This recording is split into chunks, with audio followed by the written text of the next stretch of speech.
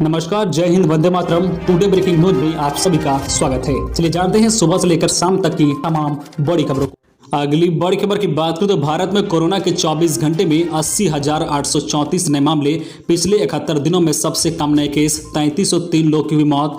जो है भारत में कोरोना संक्रमण के पिछले 24 घंटे में 80,834 नए मामले सामने आए हैं। वहीं इसी अवधि में 3303 लोग की मौत भी कोरोना से हुई है। ये जानकारी रविवार को स्वास्थ्य मंत्रालय की ओर से दी गई है। भारत में इस साल 2 अप्रैल के बाद 24 घंटे में कोरोना के ये सबसे कम नए मामले हैं। स्वास्थ्य मंत्रालय के अनुसार देश में पिछले 24 घंटे में करीब जो है 1,32,062 लोग डिस्चार्ज भी हुए हैं। ताजा अपडेट के बाद देश में कुल संक्रमितों की संख्या अब बढ़कर 2,94,39,989 पर पहुंच गई है। इसमें जो है 2,80,43,446 लोग जो है ठीक हो चुके हैं।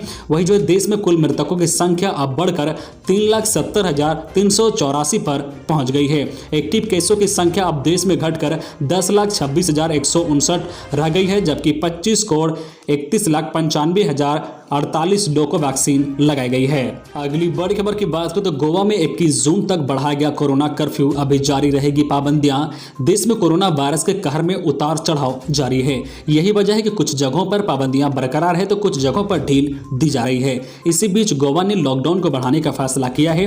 गोवा सरकार ने कोरोना वायरस संक्रमण को फैलने से रोकने के लिए लागू किए गए जो कोरोना कर्फ्यू को 21 जून तक बढ़ाने की घोषणा की है। गोवा के मुख्यमंत्री प्रमोद सावंत ने कहा है कि कोरोना कर्फ्यू को 21 जून सुबह 7 बजे तक बढ़ाया गया है। मुख्यमंत्री सावंत ने ट्वीट पर इसकी जानकारी देते हुए पंचायत और नगरपालिका क्षेत्र में स्थित दुकानों को भी सुबह 7 बजे से जो है दोपहर 3 बजे तक खोलने की अनुमति दी गई है। 50 लोग के साथ शादी जैसे कार्यक्रम आयोजित किए जा सकते हैं। इसकी जो है विस्तृत जानकारी जिला अधिकारियों की ओर से जारी की गई है। अगली बड़ी खबर की बात करें तो झारखंड हेमंत सरकार छात्रों को तोहफा, 21,000 स्टूडेंट को पढ़ाई के लिए मिलेंगे टैब। झारखंड सरकार कल्याण विभाग ने राज्य के सभी 136 आवासीय स्कूल के 21,000 छात्रों को टैब देने की घोषणा की है। इस मौके पर कल्याण मंत्री चपाई सोरेन ने कहा है कि विभाग ने 1ली से 12वीं तक के सभी बच्चों को टैब देने के साथ ही लर्निंग मटेरियल देने की भी योजना बनाई है। विभाग ने इस फैसले पर जो है सत्ता के प्रमुख दल जो है जेएमएम महासचिव विनोद पांडे ने कहा है कि प्रदेश जो हेमंत सोरेन की अगुवाई में लगातार शिक्षा के क्षेत्र में छात्रों के लिए बेहतर सुविधा उपलब्ध कराई जा रही है। विभाग योजना को सही दिशा में बेहतर तरीके से बच्चों के बीच पहुंचाए ताकि ज़्यादा से ज़्यादा लोग लाभ पहुंच सके। अगली बड़ी खबर की बात करें तो राहत भरी खबर, तीसरी लहर में संक्रमित बच्चों के अधिक गंभीर होने के शख्स नहीं। देश में कोरोना की तीसरी लहर आने पर संक्रमित बच्चों के गंभीर रूप से बीमार पड़ने के कोई ठोस शख्स नहीं मिले हैं। Lancet Covid mission India task force ने अब तक के आंकड़ों की समीक्षा के बाद यह दावा किया है कि अध्ययन में दिल्ली, एनसीआर, तमिलनाडु, केरल और महाराष्ट्र के 10 अस्पतालों से लिए आंकड़ों को शामिल किया गया है।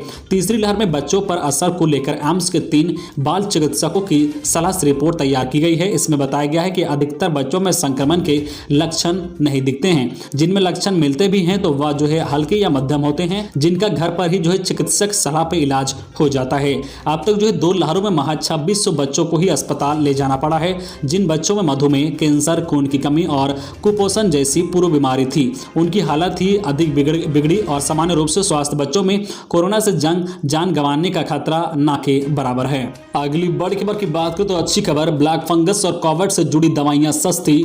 वस्तु एवं सेवा कर जीएसटी परिषद ने ब्लैक फंगस की दवा एम्फोटेरेसिन और कोरोना से जुड़ी जो टोसिलजुमेब दवा को कर मुक्त कर दिया है। परिषद ने remdesivir, oxygen concentrator, oxygen testing kit और जो है कोरोना के राहत सामान समेत 18 चीजों पर जीएसटी की दरें घटा दी है। हालांकि टीके पर कर की दर 5% कायम रखी गई है। वित्त मंत्री निर्मला सीतारमण ने जीएसटी परिषद की बैठक में लिए गए फैसलों की जानकारी दी है। इसकी अधिसूचना 102 दिनों में जारी हो जाएगी। जीएसटी परिषद में यह भी फैसला लिया गया है कि आने वाले दिनों में स्वास्थ्य मंत्रालय किसी और दवा को जरूरी बताता है तो उस पर भी 5% जीएसटी ही लगाया जाएगा। अगली बड़ी खबर की बात करें तो अगर आपको एलर्जी है तो कोविड-19 टीकाकरण के बाद क्या करें, सरकार ने दिए इस पर जवाब।